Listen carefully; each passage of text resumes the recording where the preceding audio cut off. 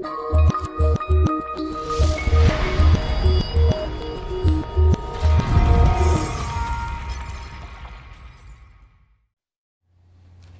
Gary here. Saw this cartoon from a long time ago, and it was a bunch of gentlemen, and it was one guy saying to another, buy, buy, buy, buy, buy, buy, buy, going nuts, and then, I give up, to sell, sell, sell, sell, sell, sell.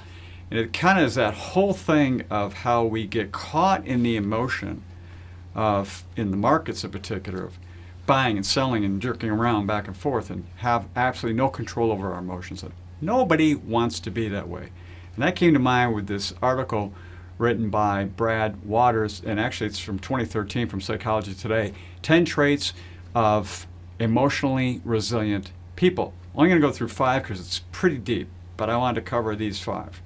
Number 1, they self-regulate and set boundaries. When it's saying regulates, regulating emotions like I just was going through, and setting boundaries around those emotions to make sure that you're not getting drawn down a road to bad decision making from really poor emotional responses. And doing this with boundaries. So for instance, things that are you considering internal, which really are not, they're more external outside forces on you, switch that. Things that are global, oh, this applies to me, when specifically it does not. Things you feel are permanent when you can make them impermanent.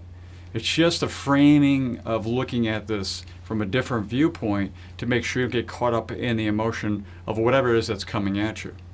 So number 2, they keep good company. I know most of us understand that, but sometimes you have to remove yourselves from people who are caustic or bad relationships or just not who you are and who you hang with.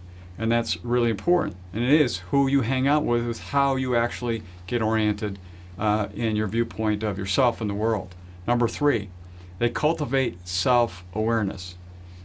Self-awareness is one of those things that's really tough. And in fact, I know I ask people around me many times to let me know when I'm being too ADD.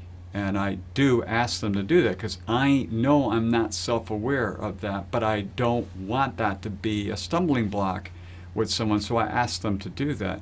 It's very helpful.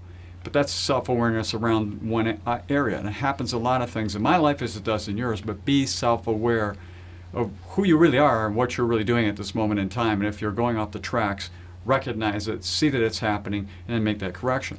Number 4, they practice acceptance. So, pain is painful. Stress is stressful.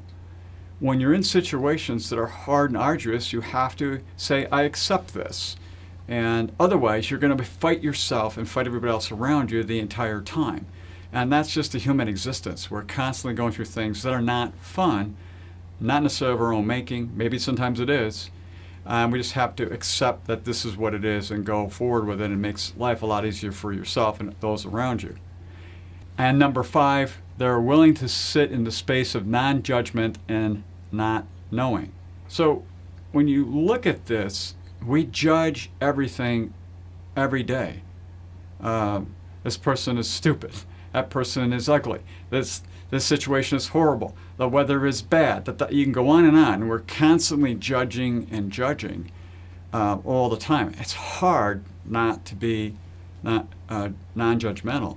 It's very difficult, but it is so darn important, especially what is going on now with everything that comes at us through all the social media, all of the press, all of the media that's out there, because it's constantly trying to get us to be judgmental on a continual basis. If you're like me, and I have found a lot of people are, you turn off most of those different feeds because that's all it's trying to do is play on that emotional part, make you be judgmental, and you can't sit in a really good space to look at both sides of a situation, your own personal situation or other things within your community or your life that affect you out there. This article is great. It's got a lot more depth to it. You can read it a few times. I thought it was something, give your own self some consideration and think about when you're trying to look at making your life a little better than it currently is. So until next time, enjoy.